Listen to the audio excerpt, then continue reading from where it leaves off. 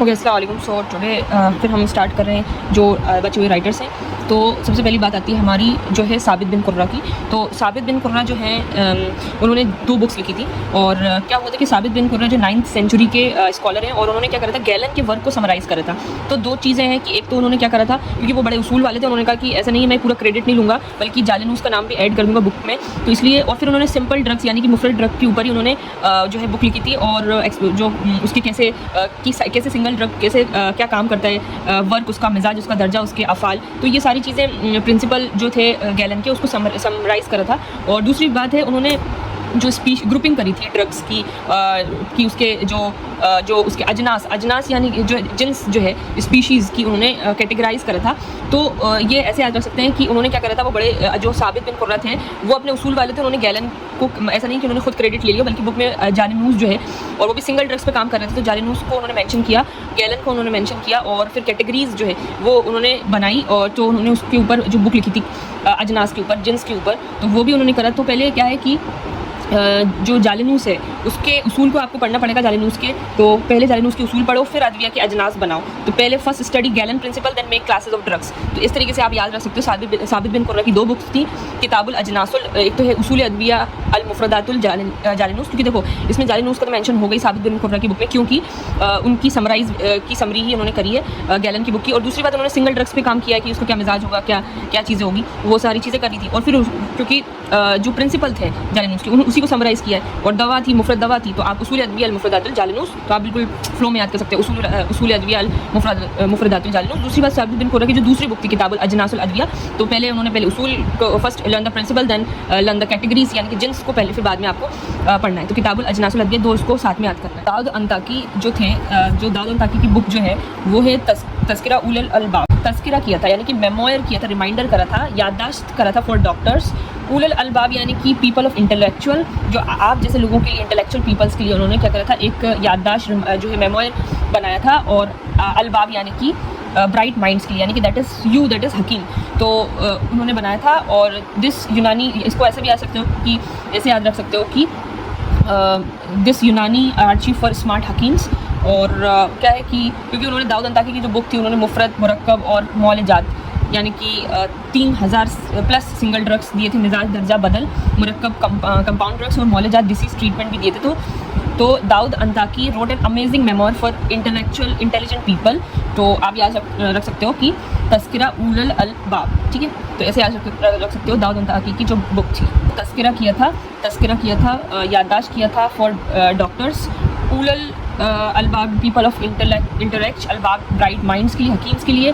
So in the end, Dawood अंताकी wrote an amazing तस्किरा, that is memoir for intellectual people, उलुल अलबाब, ठीक है।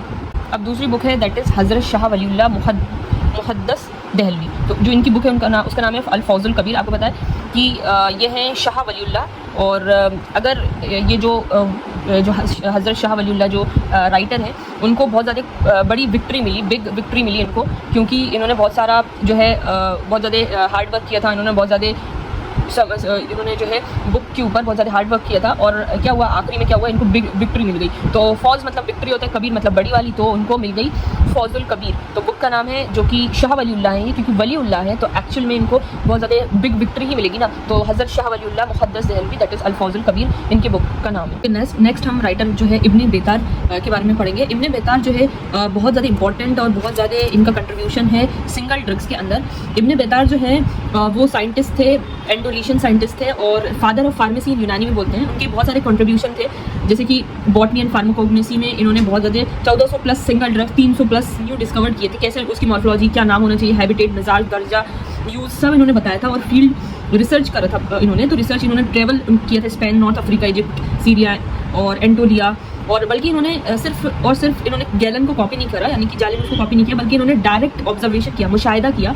और इन्होंने, इसलिए इनको क्या है कि इनको टॉक्सिकोलॉजी, इल्म समूम के फाउंडेशन भी बोलते हैं। टॉक्सिकोलॉजी, इन्होंने बहुत सारे ड्रग है जैसे हाइपोसाइमस यानी कि धतूरा एकोनाइट को डिस्क्राइब करा था कि ये पॉइजनिंग इसके अंदर इफेक्ट है। और और उन्होंने 200 plus food with medicinal uses, जैसे कि वीट, हनी, मिल्क, ये डेट्स, ये जितनी भी फूड है उसके अंदर क्या क्या मेडिसिनल चीज़ है उसको 200 प्लस फूड को उन्होंने बताया। तो और उन्होंने बल्कि ये सब करना तो ठीक है, लेकिन उन्होंने जो है एक ही प्लांट के 5 अरेबिक नाम है डिफरेंट रीजन में, उन सबका एक स्टैंडर्ड आईडी सिनोनिम्स बनाया उन्होंने। तो सर्जिकल ड्रग्स जो थे वो भी ड्रग्स जो थे, जैसे कि एनेस्थेटिक, एंटीसेप्टिक हर्ब्स, ये भी फॉर सर्जरी उन्होंने मेंशन किए। Cannabis, opium, mandragora for pain during operation by Zahrawi's method. तो इसको हम इतना डिटेल में इसलिए पढ़ रहे हैं क्योंकि एक्चुअली जो इब्ने बैतार है वो उन्होंने जो डिसकोर्डियूस जो थे जिन्होंने मटीरियल मेडिका लिखा था, इब्ने बैतार ने उसको करेक्ट करा था। 200 प्लस एरर थे उसके अंदर और उन्होंने करेक्ट करा था। और उन्होंने जो गैलन की बहुत ज़्यादा जो जालिन उसकी जो बहुत हैवी थ्योरी थी, इब्ने बैतार ने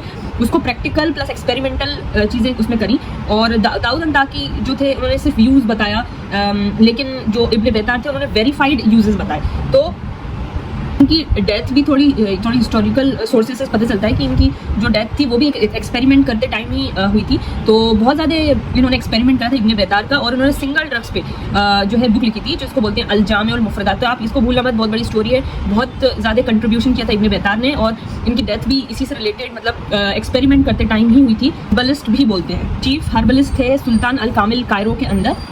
ओके, तो 15th राइटर हैं आपके 15 पॉइंट में जो राइटर है अलाउद्दीन क़रशी इब्न नफीस। ये जो है बहुत ज़्यादा इंपॉर्टेंट राइटर है, क्योंकि एक तो बात ये है कि बच्चे बहुत ज़्यादा कंफ्यूज होते हैं कि एक तो इब्न नफीस थे, तो कौन से इब्न नफीस की बात हो रही है? वो इब्न नफीस जिन्होंने सर्कुलेटर सिस्टम दिया था। और फिर कभी कभी क्या होता है कि जो उसूल तिब है उसमें बहुत सारे जो थ्योरीज दी हैं तो उसमें कर्शी का नाम दिया हुआ है, इब्न नफीस नहीं दिया।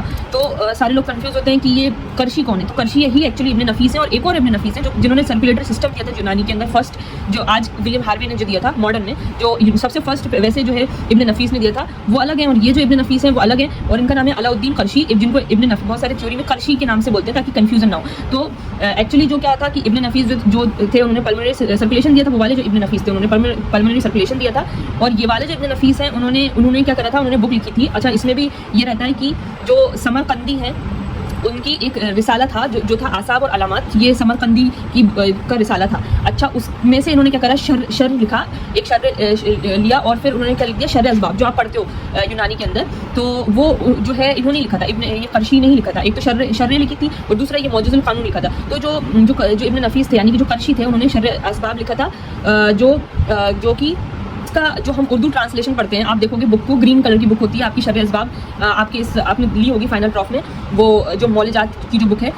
तो वो जो शर अस्बाब है उसका उर्दू ट्रांसलेशन तो लिखा है तो कबीरुद्दीन ने, लेकिन जो बुक जो ऑथर जो राइटर थे उनके वो थे ये क़रशी थे। ठीक है, तो ये याद रखना कि समरकंदी की बुक क्या थी, रिसाला आसाब और अलामात, वो समरकंदी की बुक थी। और जो उस बुक में से इन्होंने क्या लिखा, एक शर निकाली और लिख दिया शर अस्बाब। और फिर उसका उर्दू ट्रांसलेशन किसने किया, जो हम पढ़ते हैं मौलजात में ये शर अस्बाब पढ़ते हैं, वो कबीरुद्दीन साहब ने लिखी थी उर्दू में, जिन्होंने ट्रांसलेशन किया था कबीरुद्दीन। और ये एक और कबीरुद्दीन जो थे, हमने यहाँ पे राइटर नाम भी पढ़ा था, ये वाले ब्यास कबीर है ना, ये अल्लामा कबीरुद्दीन जो साहब थे, उन्होंने 2 बुक लिखी थी, किताब तकलीस और ब्यास कबीर, और उन्होंने उर्दू ट्रांसलेशन भी किया शर अस्बाब का। तो जो इब्न नफीस थे उन्होंने तो दिया था पल्मोनरी सर्कुलेशन, और जो अपने जो अल्लामा नफीस है जिनको क़रशी भी बोलते हैं, उन्होंने लिखी थी शर अस्बाब। शर अस्बाब क्या थी, जो समरकंदी की जो बुक थी ना, रिसाला अस्बाब अलामात, वो समरकंदी की बुक थी। और उसमें से इन्होंने अल्लामा नफीस ने क्या करा, एक शर लिख दी, शर इसमें से ली और शर अस्बाब लिख दी, जिसका उर्दू ट्रांसलेशन हम पढ़ते हैं कबीरुद्दीन साहब की शर अस्बाब में से। और अब अपनी जो ये क़रशी साहब है, शर अस्बाब के अलावा इन्होंने एक और बुक लिखी जिसका यहाँ जिक्र है, दैट इज मौजूजुल कानून। अब देखो मौजूजुल कानून लिखी, और एक्चुअली क्या है ये कानून वर्ड जो आप देख रहे हो, आप सोचोगे यार शेख जो इब्न सीना थे, हम जो यहाँ पे पढ़ते थे शेख इब्न सीना, उन्होंने भी तो कानून लिखी थी। यस, जो कानून ये समझ लो ओशियन है, ये अल कानून फित तिब जो है ओशियन है, मतलब इसमें इतनी सारी वॉल्यूम है कानून के। तो इसमें से इन्होंने क्या है पूरी एक हैंडी बुक बना दी फॉर स्टूडेंट के लिए, कि इन्होंने किया ये क़रशी ने ये काम करा। तो ये मान लीजिए कि आप बहुत बड़ा ओशियन था, यानी कि जो शेख ने जो किताब लिखी थी अल कानून फित तिब, जो कानून की किताब थी, ओशियन थी, उसमें से एक बॉटल पानी आप निकाल लो, यानी कि इतना कॉन्साइज वे में कर दिया जो है क़रशी ने। तो क़रशी ने जो बुक लिखी थी वो थी कानून की पहली शर, याद रखो कानून की जो पहली शर लिखी थी वो थी मौजूजुल कानून, और वो अरबी में थी। और दूसरी बात देखो, एक और शर है जो कि अल्लामा शमसुद्दीन शगमानी ने लिखी थी, तो वो भी कानून की शर थी। लेकिन जो पहली, इन दोनों में क्वेश्चन आ सकता है कि कानून की शर लिखी थी पहले किसने लिखी थी, तो ये पहली जो थी वो क़रशी ने लिखी थी, और फिर बाद में तो इनका नाम आता ही, लेकिन फर्स्ट वाला हमेशा पूछते हैं फर्स्ट हु इज़ फर्स्ट। तो कानून की पहली शर जो है मौजूजुल कानून जो लिखी थी वो अपने अलाउद्दीन क़रशी यानी कि इब्न नफीस ने लिखी थी। मौजज़ुल कानून, मौजज़ मतलब होता क्या है, समरी होती है, ब्रीफ, मुख्तसर, यानी कि मैंने कहा ओशियन को, यानी कि दिस अल कानून फिर ओशियन को एक बॉटल पानी में कंसाइज कर दो, दिस इज मौजज़ुल कानून। मौजज़ यानी कि brief, very much small, brief, मुख्तसर, समरी के फॉर्म में आपको एक जो स्टूडेंट को लाके दे दी उन्होंने, उसको हम पढ़ सकते हैं मौजज़ुल कानून को, और जो कि कर्शी ने लिखी थी। देखो जैसे ये लिखा है कि कानून की शर्र कानून चाहिए, ये जो है अल्लामा शमसुद्दीन चगमनी। तो देखो जो अल्लामा शमसुद्दीन चगमनी जो है, आप थोड़ा सा इस पर गौर करेंगे। यहाँ पे जो चगमनी जो है उन्होंने क्या लिखा था, इन्होंने क्या करा था कि जो कानून चे मतलब क्या होता है, कानून चे मतलब होता है पर्शियन लैंग्वेज के अंदर लिटिल कैनन। जैसे कि देखो सब हर चीज़ आप किससे रिफ़र कर रहे हो, इब्न सीना की जो बुक है अल कानून फिर तिब, जो अल कानून फिर तिब है उससे रिफ़र कर रहे हैं। और इन्होंने एक ने तो क्या करा था, उसको बहुत ज़्यादा ब्रीफ समरी में दे दिया, तो उसको मौजज़ मतलब ब्रीफ समराइज मुख्तसर फॉर्म में दे दिया, और एक ने क्या करा और छोटा कर दिया, तो इसको बोलते हैं कानून चे, यानी कि कानून जो कानून की शर्त थी ना ये वाली आपकी अल कानून फिर तिब, उसको इन्होंने और ज़्यादा छोटा कर दिया। और कानून चे का मतलब भी पर्शियन में होता है लिटिल कैनन, स्मॉल कैनन। तो 3 रीज़न है कि इसको छोटा कर दिया। देखो एक तो इब्न सीना का अल कानून फिर तिब जो 5 वॉल्यूम में बहुत ज़्यादा हैवी है, तो इन्होंने क्या कर दिया, कम छोटा कर दिया। दूसरी बात, स्टूडेंट के लिए भी बहुत ज़्यादा बड़ा बोझ था, तो इन्होंने कम कर दिया। दूसरा बात, जो चगमनी है उन्होंने कानून से लिखा, एक तरह से बोलते हैं ना पॉकेट कैनन फॉर बिगनर्स। हर चीज़ का एक कानून होता है, एक जो पॉकेट अपन लेके हर जगह आप उसको छोटा सा जो रहता है कैनन, आप लेके उसको पूरा, जैसे पैथोलॉजी की भी एक शॉर्ट समराइज फॉर्म में जो चीज़ होती है उसको हम पॉकेट में लेके घूमते हैं और हर चीज़ उसमें आराम से मिल भी जाती है। उसी तरीके से आप जो है पॉकेट कानून है फॉर बिगनर्स, जो कि जो चगमनी है उन्होंने लिखी। और इसमें ना कानून से में सिर्फ 10 चैप्टर ही हैं, कुल्लियात है इसमें, बेसिक है, अमराज, डिसीज़, इलाज, ट्रीटमेंट है। जैसे स्टूडेंट पॉकेट पैथोलॉजी की जो बुक्स होती हैं वो लेके घूमते हैं, बहुत ज़्यादा ब्रीफ और शॉर्ट होता है, बहुत ज़्यादा शॉर्ट।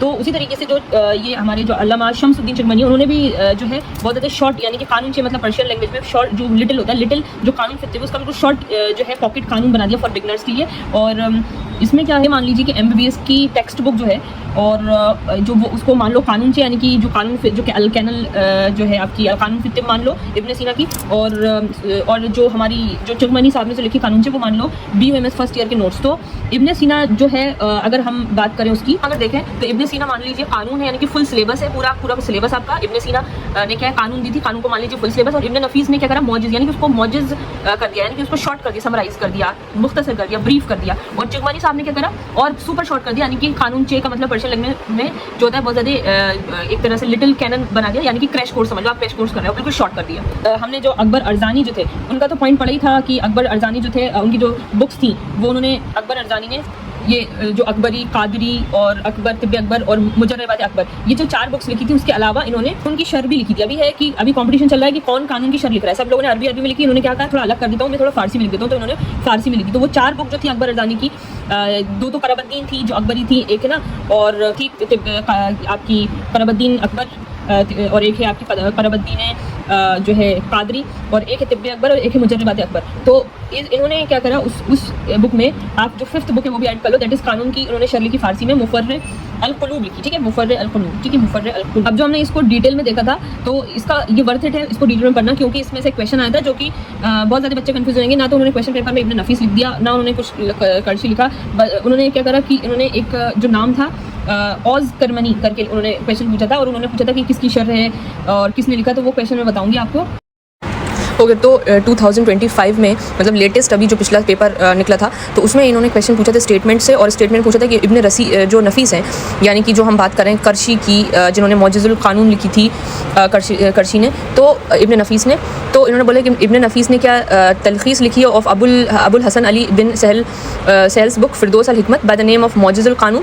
देखो ये बुक तो सही है मौजज़ुल कानून, लेकिन ये इन्होंने समरी तो इब्न सीना वाली की करी थी ना, तो ये तो गलत ऑप्शन है। तो स्टेटमेंट फर्स्ट तो फॉल्स है। दूसरी बात यह है कि जो नफीस बिन औज़ किरमनी है, उन्होंने शर लिखी थी, मतलब वही नफीस यानी कि इब्न नफीस, या फिर हम देखो इन्होंने नाम ऐड कर दिया औज़ कर, पूरा नाम लिख दिया औज़ किरमनी। अब इससे स्टूडेंट सब जो है वो कंफ्यूज हो जाएंगे, तो याद रखो कर्शी हुए, इब्न नफीस हुए, या फिर नफीस बिन औज़ किरमनी, सब एक ही हैं। तो उन्होंने क्या शर लिखी थी, मौजूद कानून सही है। Statement which become popular by the name of Sharh Nafisi के नाम से पॉपुलर है। तो स्टेटमेंट सेकेंड तो सही है, लेकिन स्टेटमेंट फर्स्ट गलत है, क्योंकि ये समरी थी किसकी, आप इब्न सीना वाले जो कानून का जो कर रहे थे सब लोग, वो उस कानून की ही तो समराइज वे में कर रहे थे। तो एक तो नफीस जो इब्न नफीस उन्होंने की समराइज वे में मुख्तसर, तो इसलिए मुख्तसर को ही मौजज़ को भी बोलते हैं। तो उसका नाम भी उन्होंने लिख दिया मौजूद कानून, यानी कि समरी है कानून की। और दूसरा ये चुगमनी साहब है, उन्होंने भी कानून चे मतलब लिटिल कैनन, तो कानून चे को उन्होंने और लिटिल कर लिया। तो इस तरीके से सारे लोगों ने समराइज़ और छोटा करने की कोशिश ही तो करी है अल कानून फित तिब, जो कि लिखी गई थी शेख इब्न सीना ने, ना कि जो जैसे स्टेटमेंट फर्स्ट में दिया है। तो ये क्वेश्चन इन्होंने दिया था, और दूसरा एक स्टेटमेंट वाला क्वेश्चन था जो कि स्टेटमेंट हमें मिलाना फर्स्ट और सेकंड से। ये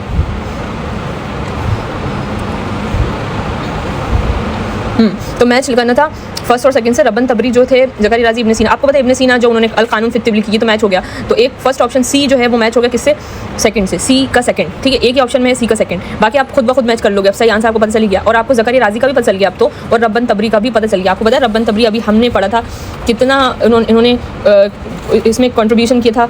तो जिन्होंने एक अलग से बुक दी, रब्बन तबरी ने जो एक बुक दी थी फिरदौस अल हिकमत, उन्होंने जो बुक दी थी, तो ये भी आपको आ गया, ये भी इंपॉर्टेंट है ये राइटर, ठीक है। तो रब्बन तबरी ने फिरदौस अल हिकमत दी थी, और ज़करिया राज़ी को आपका पता ही है वही हावी हो गए।